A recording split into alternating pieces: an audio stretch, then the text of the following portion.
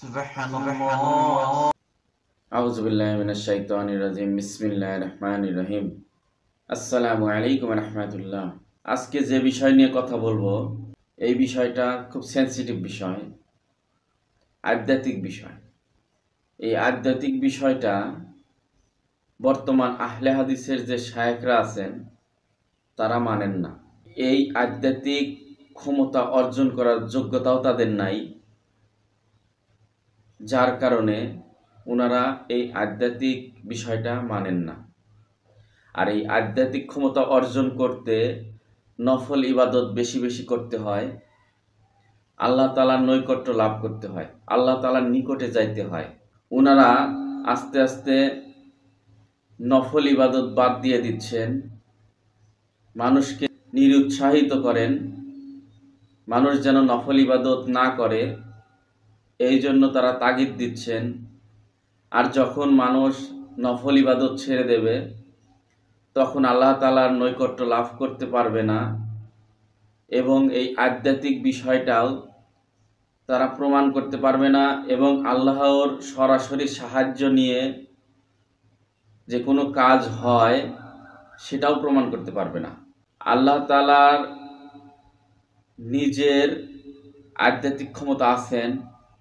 আল্লাহ তাআলা প্রত্যেকটা নবী রাসূলকে আধ্যাত্মিক ক্ষমতা দিয়েছিলেন, মুজিজা দিয়েছিলেন।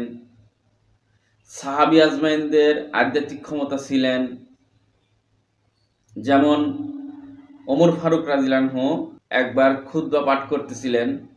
এমন টাইমে আমাদের সাহাবী আজমাইনদের একটা যুদ্ধের দলে কাফেররা পিছন থেকে আক্রমণ করতেছিল। এই ব্যাপারটা ওমর ফারুক রাদিয়াল্লাহু আনহু 1500 মাইল দূর থেকে তার আধ্যাত্মিক ক্ষমতা দিয়ে দেখতে পেয়েছিলেন, এবং সে ওইখান থেকে নির্দেশনা দিয়েছিলেন যে তোমরা পিছনের দিকে তাকাও। 1500 মাইল দূরে এই কথাটা আল্লাহ তাআলা পৌঁছে দিয়েছিলেন। যে এই কথায় প্রমাণিত হয় সাহাবীদের আধ্যাত্মিক ক্ষমতা ছিলেন, আল্লাহ তাআলা দান করেছিলেন।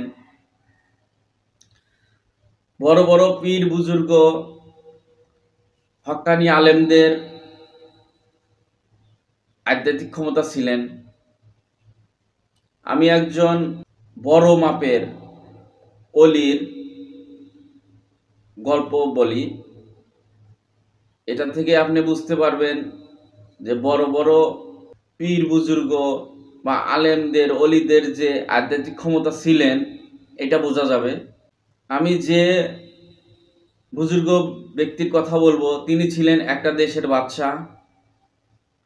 তিনি বাদশাহী ছেড়ে যখন আল্লাহ তাআলাকে পেয়ে গেলেন, উনি চলে গেলেন জঙ্গলে। জঙ্গলে গিয়ে নদীর পাশে বসে একটা জিনিসের সেলাই করতেছিলেন। এমন টাইমে তার রাষ্ট্র পরিচালনার কর্মকর্তারা যখন তাকে খুঁজে বেড়াচ্ছিলেন এবং তার কাছে গেলেন, তখন তাকে নিয়ে আসতে চাইলেন, কিন্তু সে আসতে রাজি হইলেন না। তাদেরকে বুঝিয়ে দিলেন যে আমি আল্লাহ তাআলাকে পেয়ে গেছি, আমার আর কোনো কিছু দরকার নেই। এবং সে আল্লাহ তাআলাকে কেমন করে পেয়ে গেছেন তাদের সামনে প্রমাণ দিলেন। তার হাতের সুইটা পানিতে ফেলে দিলেন এবং মাছকে নির্দেশনা দিলেন যে আমার সুইটা পানি থেকে তুলে এনে দাও। তখন মাছ তার সুইটা তুলে এনে দিল। যে আল্লাহ তাআলা তাদেরকে এত বড় আধ্যাত্মিক ক্ষমতা দিয়েছিলেন যে মাখলুক তাদের কথা শুনতো।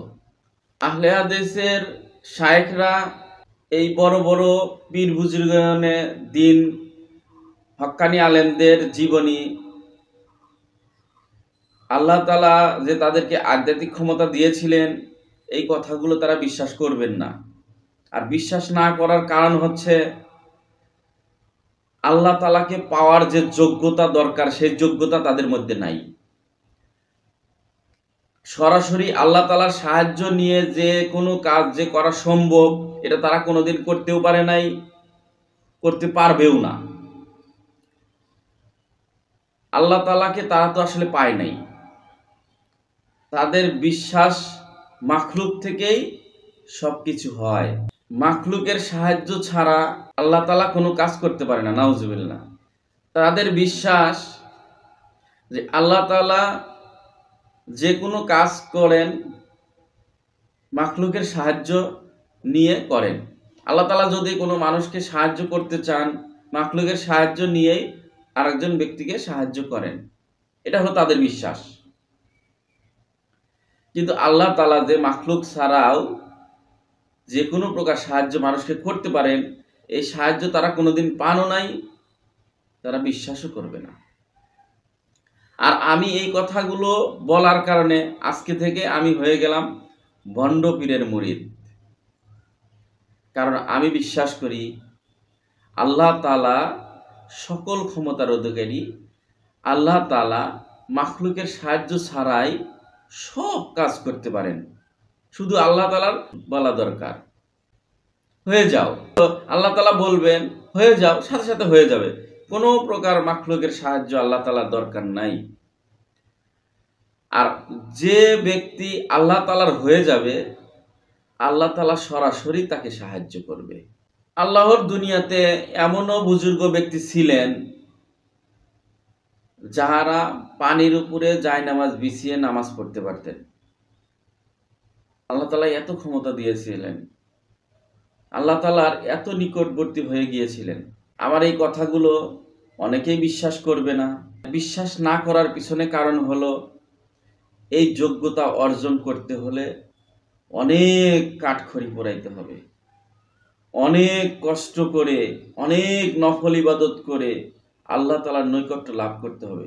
তারপরে এই কাজগুলো করা সম্ভব, যে কাজগুলো বর্তমান যুগের শায়েখরা বা যারা আমার এই কথার বিরোধিতা করবে, তারা এত কষ্ট করে আমল করে আল্লাহ তাআলার নৈকট্য অর্জন করতে পারবে না, যার কারণে তারা বিরোধিতা করবে। আল্লাহ, এখানে বিরোধিতা করার কিছু নাই। নফল ইবাদত বাড়ান, জিকির আজগার বাড়ান, ফরজ নামাজগুলো জামাতের সাথে পড়তে হবে, ফরজ ইবাদতগুলো সময় মতো করতে হবে, সময়ের দিকে খেয়াল রেখে প্রত্যেকটা আমল করতে হবে। তাহলেই আপনি আল্লাহ তাআলার নৈকট্য লাভ করতে পারবেন। আমাকে মাফ করবেন, আমি নিজেও আল্লাহ তাআলার নৈকট্য ওইভাবে এখনো লাভ করতে পারি নাই। দোয়া করবেন, আমি চেষ্টা করছি। কিছু কিছু আল্লাহ তাআলার সাহায্য পেয়েছি, আল্লাহর রহমতে আরো সাহায্য পাবো ইনশাআল্লাহ। তবে হ্যাঁ, আর একটা কথা, আল্লাহ তাআলার নৈকট্য লাভ করতে চাইলে কিন্তু মিথ্যে কথা বলা যাবে না।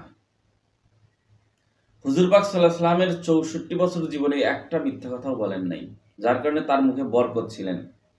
আজকের জামানাতেও আপনার বা আমার মুখে বরকত আসবে যদি দুইটা কাজ থেকে বেঁচে থাকা যায়। ১ নাম্বার কাজ হলো মিথ্যে কথা বলা যাবে না, ২ নাম্বার কাজ হলো হারাম থেকে বেঁচে থাকতে হবে। এই দুইটা কাজ বর্তমানে যে করতে পারবে সে আল্লাহ তাআলার অবশ্যই আধ্যাত্মিক ক্ষমতাটা পাবে ইনশাআল্লাহ। যারা আধ্যাত্মিক ক্ষমতার বিরোধিতা করেন, যারা আজকে বলছেন যে আগেকার বুজুর্গ ব্যক্তিদের জীবনীতে যে সমস্ত কথা লেখা আছে এগুলো ম্যাক্সিমাম কথা মিথ্যা কথা, মনে রাখবেন আপনি নিজে একজন মিথ্যাবাদী। আপনি মিনিটে মিনিটে মিথ্যা কথা বলেন, আপনার মুখে কোনো বরকত নাই, আপনার মুখের কথা আল্লাহ তাআলা কবুল করে না, যার কারণে আপনি আল্লাহকে পান নাই। এই জন্য ভালো ব্যক্তিদের বিরোধিতা করেন। এই সমস্ত ভণ্ডামি বাদ দেন, পারলে মিথ্যা কথা ছাড়েন, হালাল ইনকাম করেন, হালাল বস্তু ভক্ষণ করেন।